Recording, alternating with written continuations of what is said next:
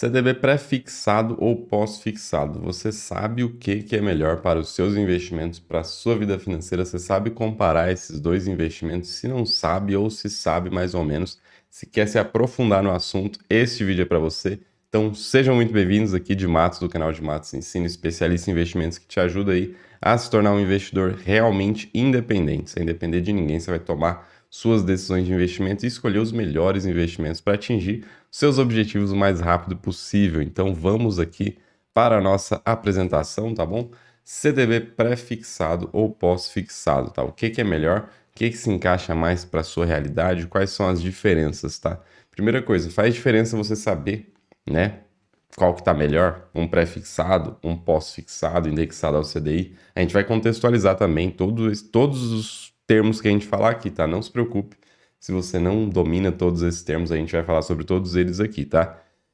Então faz diferença comparar os investimentos assim, desta forma que a gente está falando? Faz diferença, porque quando você compara investimentos, você toma melhores decisões, seu dinheiro rende mais, você atinge seus objetivos financeiros antes, porque você escolheu melhores investimentos com melhores rentabilidades, você atinge os objetivos antes do que atingiria se você não tomasse decisões, deixasse as decisões serem automaticamente tomadas ou fosse na onda de alguém, tá? Então, você atinge o quê? A sua liberdade financeira primeiro, tá? Então, vamos lá. O que a gente vai ver aqui nessa aula? Primeiro, vamos contextualizar um pouco dos CDBs, vamos falar dos tipos de CDBs, tá? Pré-fixado, indexado ao CDI, aí os pós-fixados, né?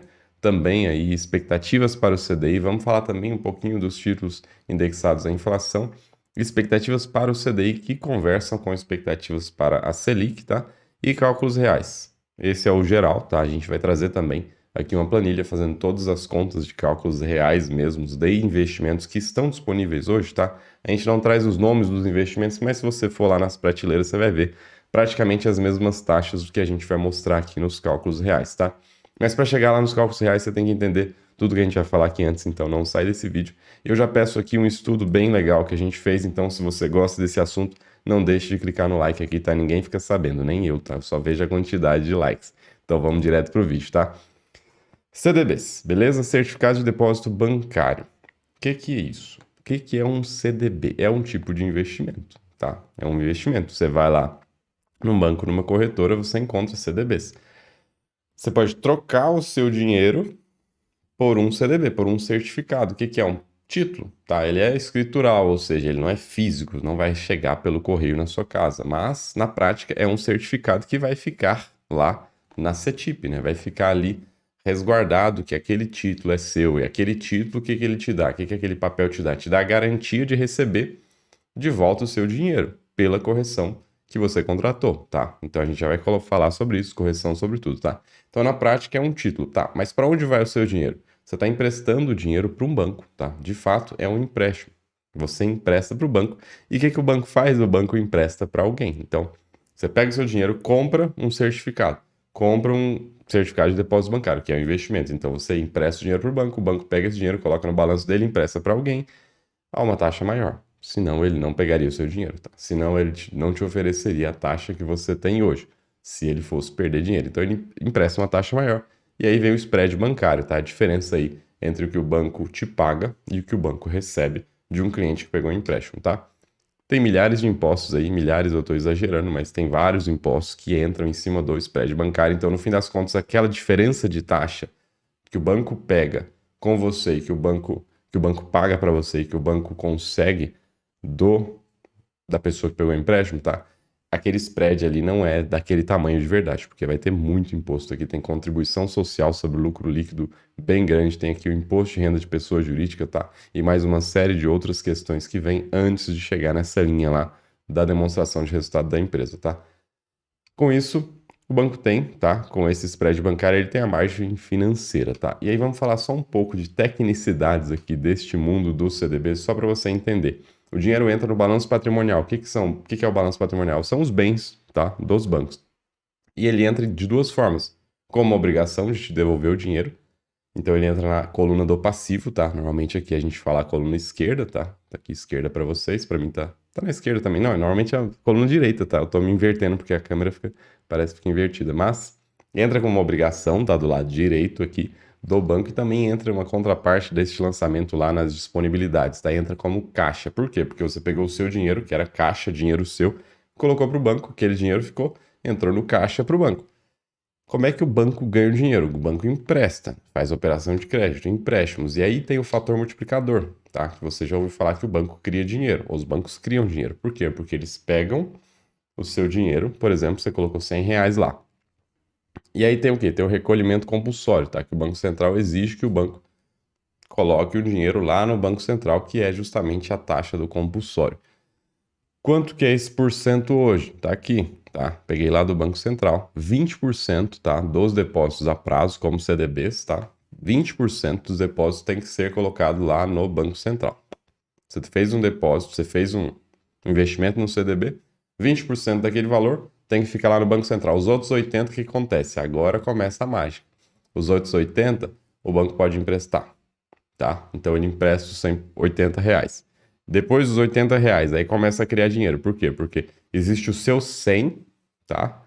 Sobrou 80 lá no caixa do banco, o banco empresta para alguém. Então você tem o seu 100 e a pessoa que pegou R$ 80 de empréstimo tem os 80 dela. Então aquele seu R$ 100 já virou 180.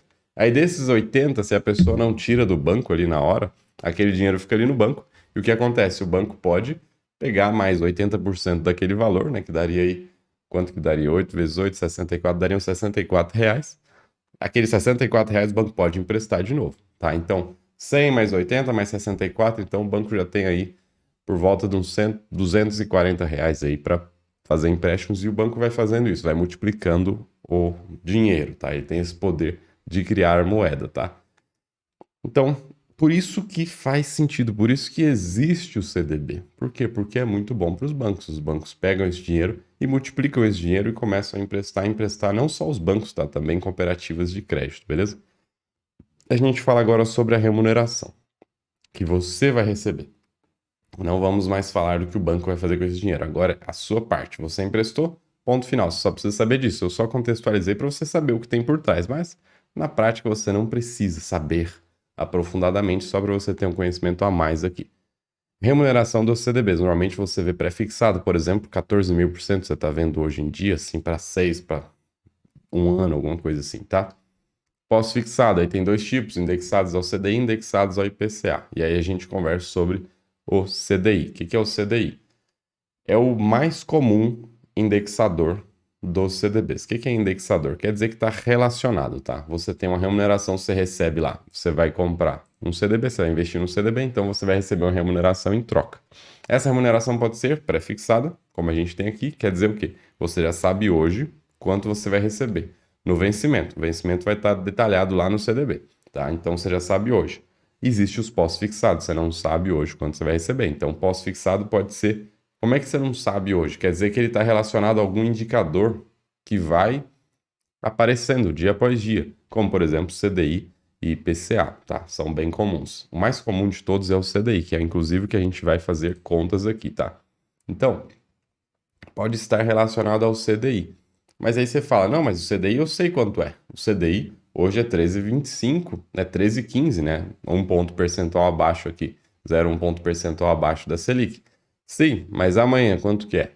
Vai ser esse mesmo valor? Vai, só que quando chegar lá na ata do Copom, lá no momento do Comitê de Política Monetária decidir a Selic, pode mudar o CDI. Então ele é pós-fixado por quê? Porque pode mudar, tá? Você sabe hoje quanto tá, mas amanhã, em termos genéricos assim, né? Amanhã, eu digo amanhã, nos próximos dias, você não sabe quanto que ele vai ser, porque depende de como vai estar a Selic. Por isso que a gente traz aqui do lado justamente o gráfico da Selic.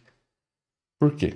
Porque o CDI está sempre 0,1 ponto percentual abaixo da Selic. Se a gente vê hoje uma Selic de 13,25 com potencial de ir para 13,75 até o final do ano, tá? É bem provável que em agosto, se você estiver vendo esse vídeo, é bem provável que em agosto de 22 a Selic vai estar em 13,75, tá? É bem provável é o que o mercado espera, tá? Então, este gráfico aqui é o gráfico da Selic. A gente tem aqui começando lá em 2012, tá? Você tem lá a Selic lá na casa dos 8,5, tá? Caiu ali para 7 e pouquinho, subiu até 14,25, caiu para 6,25, caiu para 2% e agora está subindo aí de novo, tá? Então, este é o movimento da Selic. Por isso que a gente diz que é pós-fixado, porque quando você está aqui, ó, você está bem aqui. Deixa eu ampliar o PowerPoint. Você está bem aqui, lá em 2012. Você não sabe quanto vai ser a Selic no mês que vem. Como você não sabe, a sua rentabilidade aqui de hoje, se é 100% do CDI, você está recebendo aqui na casa dos 7%. Só que daqui a um ano, tá? Saiu aqui de 2013, chegou lá em 2014, olha só, 2014 já estava lá por volta dos 10%. Então, cada dia aqui de 2014 você estava ganhando um pedacinho dos 10%, tá? Porque na prática você pega essa taxa ao ano e divide por dias. Então, a taxa hoje é 13,25, você divide isso por dias e você recebe todo dia um pedaço dessa taxa. E aí, quando a taxa está subindo, cada dia você está ganhando mais quando ela sobe. Quando a taxa está caindo, como aconteceu aqui, cada dia você está recebendo um pouco menos se você tem um investimento que é indexado ao CDI, tá? Então, isso que é pós-fixado, tá? Pós-fixado é você não saber hoje quanto você vai receber lá para frente. E aí que a gente vem, qual que é o melhor, né? O tema do vídeo, qual que é o melhor? Você pegar um pós-fixado ou um pré-fixado. Para hoje, a gente está falando para hoje, tá? A gente vai fazer comparações dos valores para você entender aqui as expectativas do mercado, tá? E também qual que seria, que teria melhor rentabilidade, por exemplo, a gente vai chegar neste ponto daqui a pouco, tá? E aí eu disse aqui que é sempre 0,1 ponto percentual abaixo da Selic, que está em 13,25, da meta da Selic, tá? Porque a Selic efetiva, ela casa junto com o CDI, ela dá o mesmo valor. E onde você encontra isso? Você encontra lá no site da B3, tá? Porque a B3 juntou com a CETIP que define a taxa CDI. Você abre lá b3.com.br, você vai achar essa telinha aqui lá em cima, tá? Lá em cima, assim, no cabeçalho, vai ter justamente aqui a última variação do Ibovespa e também vai ter aqui a taxa daí, que está em 13,15, beleza? E é justamente isso, 13,25 a Selic, menos 0,1 ponto percentual, 13,15, que está aqui embaixo, beleza? Essa continha é fácil. E aí o que a gente tem? A gente está falando de coisas para o futuro, né? O que a gente depende? Depende das expectativas, depende do que vai vir. Por isso que a gente traz aqui o último Boletim Focus. O Banco Central tá de greve, então, assim, o Boletim Focus está muito defasado, tá? A gente tem um valor aqui que ele vem até antes da ata do Copom, da última reunião do Copom, tá? Então, assim, tinha essa expectativa de Selic chegar em 13,25 no final de 2022, mas hoje a expectativa já é 13,75, tá? O Copom não divulgou isso, mas a gente sabe, a gente consulta aí com os agentes de mercado, a gente consulta as expectativas dos economistas e vê que é 13,75 aqui a média, a maioria que está apostando, justamente porque o Copom disse na sua última reunião que deveria subir pelo menos aí, deveria subir até 13, até 0,5 ponto percentual, que daria 13,75, beleza? Então, assim, a gente tem que olhar para a expectativa, porque é com a expectativa que a gente trabalha aqui essas questões de comparar, tá? Aplicações que são pré-fixadas com pós-fixadas, tá? Então, assim, é sempre traçando o cenário. Se você tem aqui uma expectativa para 2023 de 9,75, talvez isso aqui vá caindo de meio em meio ponto percentual até chegar lá. Talvez não, talvez daqui a um ano, talvez daqui a 6 meses, por exemplo, isso aqui já mudou e está com expectativa de 12%, tá? Então, quanto mais longo o prazo, por exemplo, 2023, é mais difícil a expectativa acertar quanto que vai ser de fato, tá? Mas a gente tem que trabalhar com a informação que a gente tem, que é a expectativa, beleza? Daqui a pouco a gente chega lá nas contas, tá? Mas antes a gente tem que falar do principal risco de um CDB. O que o CDB é? Um empréstimo para um banco. Qual que é o risco? Aquele dinheiro está com o banco quebrar. Esse é o risco de crédito, tá? Para isso você tem o Fundo Garantidor de Créditos, mas o Fundo Garantidor de Créditos não é o salvador da pátria, não resolve todos os problemas, ele resolve muitos. Mas se você tiver um problema realmente sistêmico, um banco médio quebrar e acabar arrastando outros bancos, você provavelmente não vai ver o FGC conseguindo honrar tudo, tá? Porque é muito comum você ouvir dizer que o Fundo Garantidor de Crédito, né, uma instituição privada que garante os créditos de vários investimentos, como por exemplo do CDB, é muito comum você ouvir que o FGC garante 99,9% dos créditos. Só que esta leitura está errada, tá? Porque o FGC ele garante 99%? Não, ele garante o saldo das pessoas que investem até 250 mil. Vamos lá. ele garante que é justamente 250 mil o limite que você tem por instituição financeira. Se você tem 250 mil numa instituição financeira, em algum investimento que é coberto pela FGC, e aquela instituição quebra, você recebe seu valor de volta, tá? E aí, lá no balanço do FGC, as pessoas leem e dizem 99% dos valores depositados estão cobertos, mas a leitura certa é que 99% das pessoas que têm investimentos cobertos pelo FGC, 99% dessas pessoas têm menos que 250 mil investidos, tá? Essa é a verdade. Não é que o FGC consegue cobrir 99% dos créditos, não. 99% das pessoas têm abaixo de 250 mil, ou seja, elas estão 100% cobertas, porque elas têm abaixo de 250 mil. Se elas tivessem 300 mil, 50 mil delas não estariam cobertas por instituição financeira, tá? Então, essa é a lógica, tá? Ele resolve muito, já ajudou muita gente, mas ele não é o salvador, tá? Isso aqui não resolve todos os problemas, beleza? E aí, se você investe em cooperativa, vai ter o FGCOP, tá? O FGCOP, que é justamente o Fundo Garantidor de Cooperativismo de Crédito, tá? É o FGC, só que para instituições cooperativas, beleza? Às vezes você vai ver um desses dois termos aqui, eles funcionam basicamente da mesma forma, tá? Só que aqui embaixo o limite de 1 milhão aqui para cada 4 anos ele não existe, tá? Mas é uma tecnicidade, mais uma aí. Fatores a considerar para todos os investimentos. O que a gente tem aqui? Sempre que você for fazer um investimento, você tem que olhar o prazo de vencimento. E além do prazo de vencimento, você tem que olhar o prazo de resgate e carência, porque muitas vezes os CDBs que estão pagando melhores taxas, o que eles fazem? Eles mesclam tudo isso. O prazo de resgate é o prazo de carência, que é o prazo de vencimento, ou seja, você não pode encostar no seu dinheiro até chegar no vencimento, tá?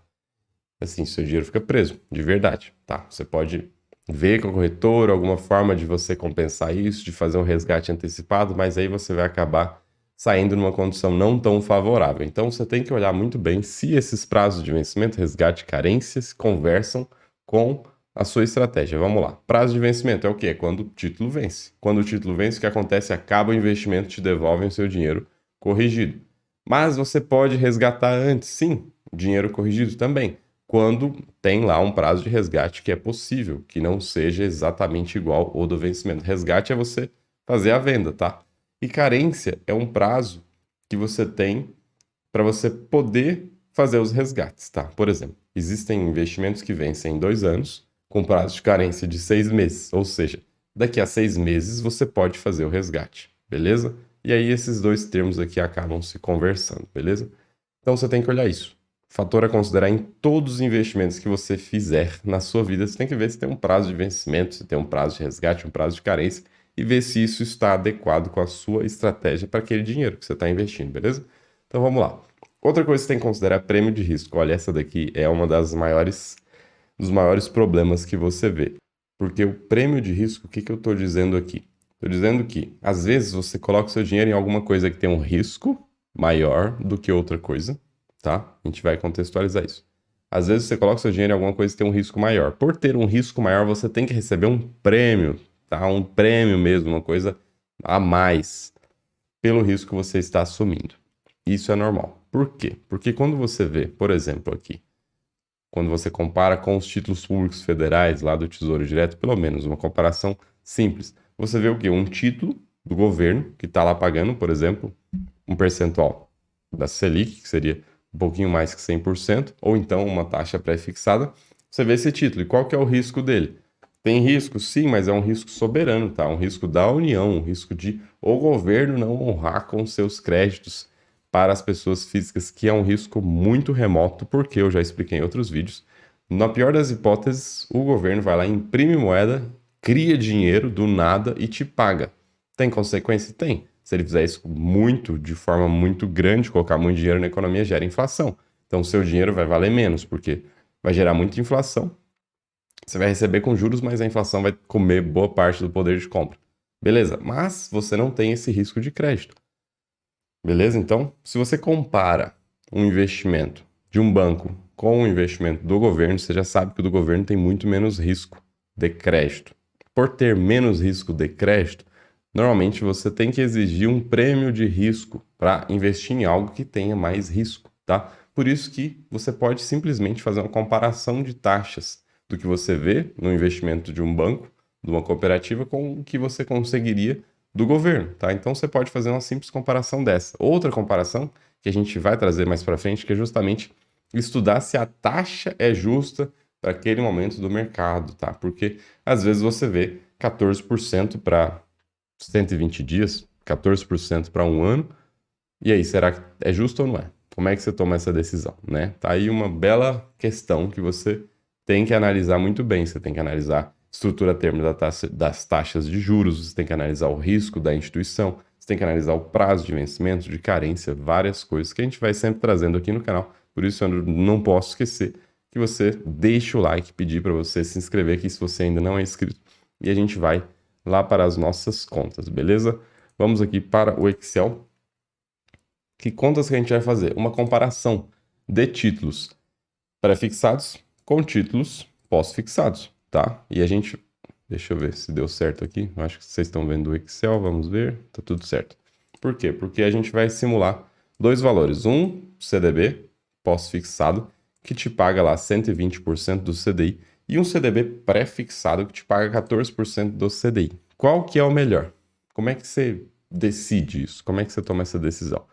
A gente vai fazer o seguinte, vamos simular que esses investimentos vencem em um ano, tá? Vamos simular que esses investimentos vencem em um ano. Em um ano você pode decidir investir nesse cara aqui que é 120% do CDI ou investir num cara pré-fixado que é 14%.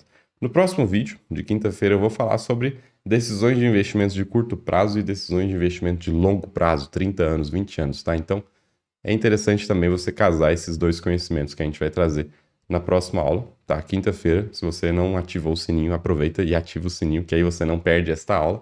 E a gente vai falar justamente sobre isso, porque a gente está trazendo aqui um investimento de um ano para você fazer uma comparação para um ano. Mas se você for pensar para 30 anos, para 20 anos, o raciocínio é diferente, tá?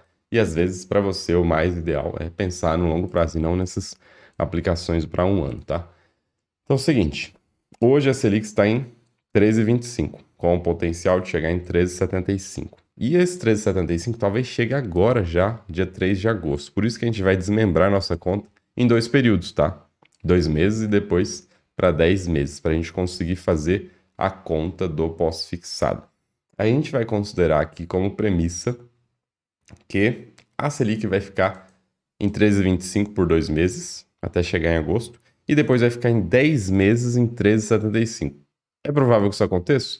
Isso aconteça? Não é tão provável assim, tá? É mais provável que ela comece a cair no ano que vem, tá? Essa é a expectativa. Mas a gente vai fazer uma conta simples, tá? Uma conta para você. Você pode vir aqui, ó, por exemplo.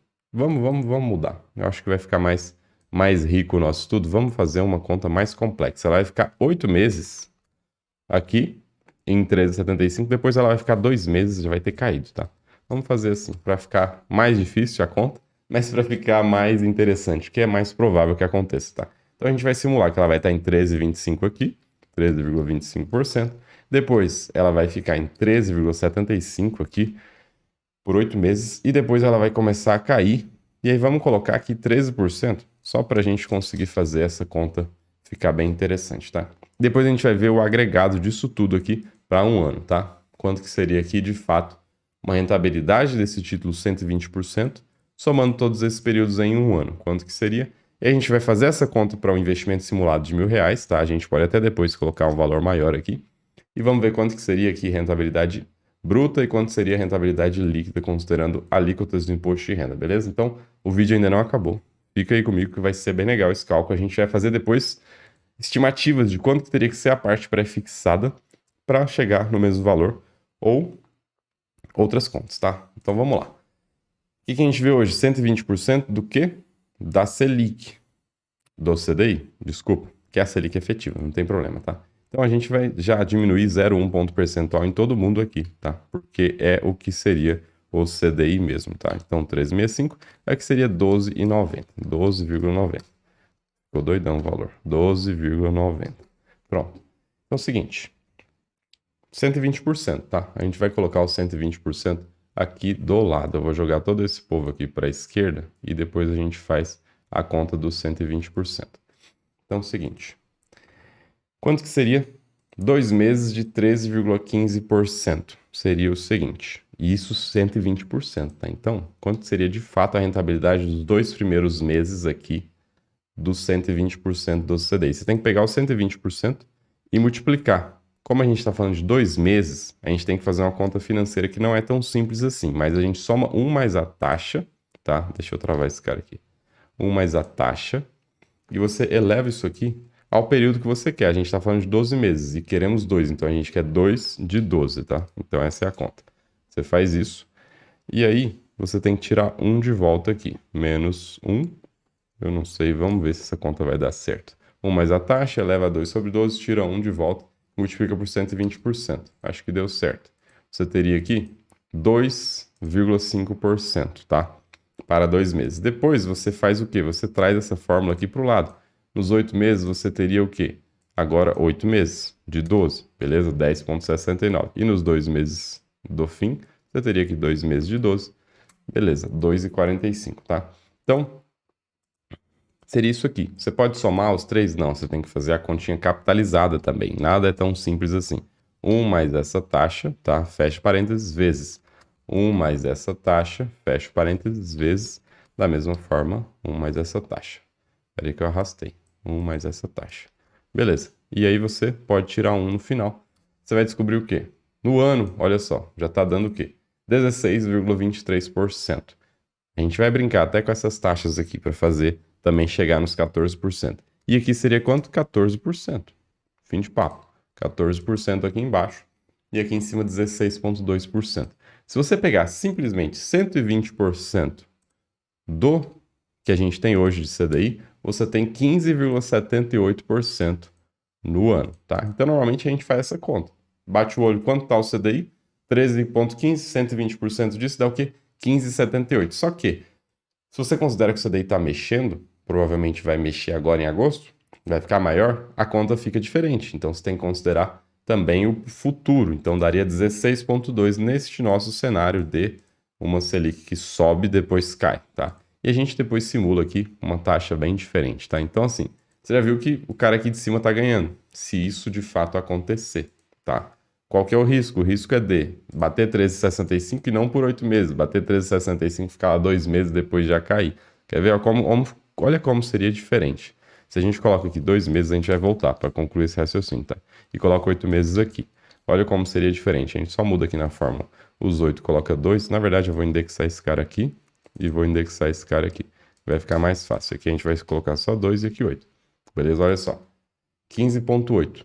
Daria quase igual. Só que se a Selic não subisse 13,65, não subisse, ela ficasse, ao invés de 0,5, subisse 0,25, então ali ficaria 13,4, né?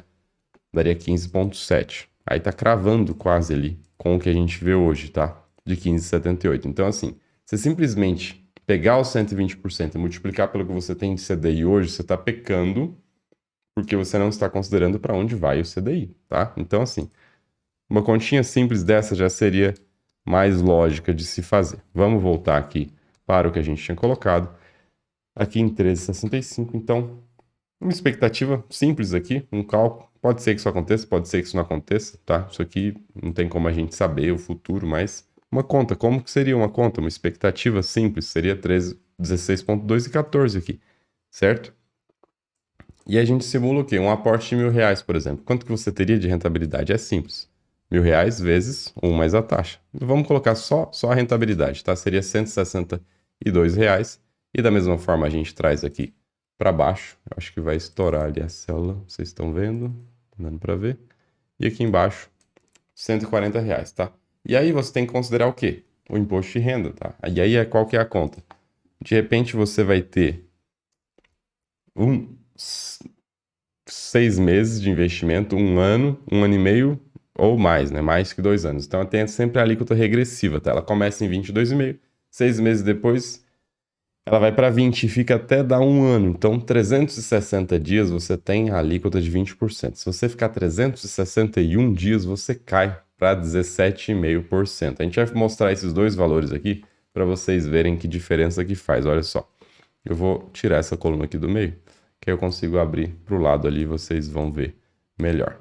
Seguinte, aqui a gente vai simular com os 20% e do lado a gente simula com 17,5%, tá? Então, Você pega esse 162 e você faz a seguinte conta.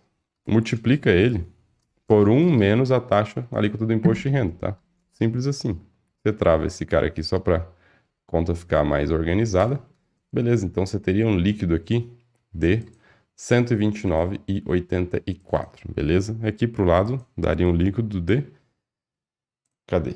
Sumiu. 133,9, tá? E a gente traz isso aqui também para baixo. Aqui para baixo daria aí 112 e aqui 115, beleza? Então assim, se você ficasse um dia de diferença, deixa eu ver se eu consigo diminuir aqui para caber mais uma coluna ali. Vai caber, né? Ó, se você ficasse um dia a mais de diferença, olha só. Você tem R$ 4 a mais aqui. No primeiro caso, não apareceu, mas você tem R$ 4 a mais, tá aqui. E no segundo caso, você tem aí para R$ 1.000, né? Você tem 3,50. Mas se a gente estiver falando aí de 10 mil reais, já mudou. Já ficou 40, já ficou 35 a diferença. Se você estiver falando de 100 mil reais, por exemplo, a diferença já fica grande. 405, 305, R$ 350, tá? Então, assim, é legal você fazer essas contas de líquido aqui, pensar nas alíquotas. Por quê? Porque por conta de um dia você pode ganhar mais dinheiro, né? Pagar menos imposto, né? E acaba ganhando mais dinheiro, ou perder mais dinheiro para o imposto. Então, às vezes, uma aplicação por conta de um dia já pode fazer uma diferença aí para você, tá? Então, o que a gente quer agora? Igualar a taxa para ter a mesma rentabilidade nos dois títulos. E aí seria simples. Aqui a gente tem 16,2%. Se a gente tivesse um título pagando 16,2%, a gente chegaria em valores iguais aqui, tá? A questão é a seguinte: quantos por cento do CDI que se equivaleria aos 14% nessa nossa simulação Tabajara aqui?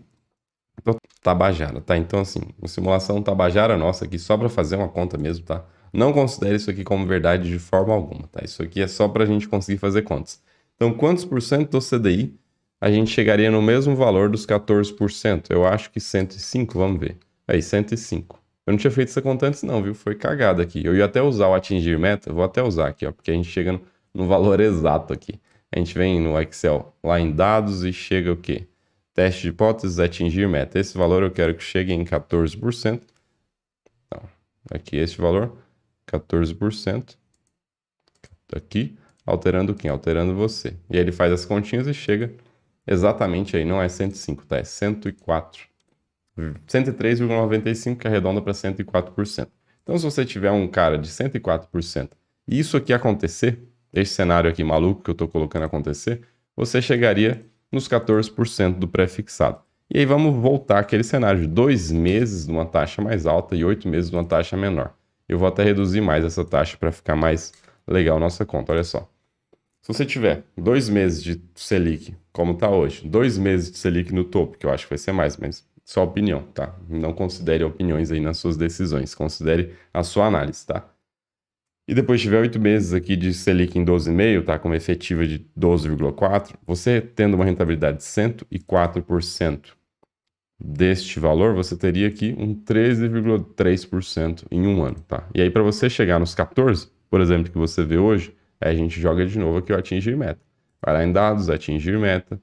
Eu quero chegar esse cara aqui nos 14%. Alterando quem? Alterando os 104%. Dá um OK, ele calcula. Cravou em 110%, tá? Então, 109,64, 110%, beleza?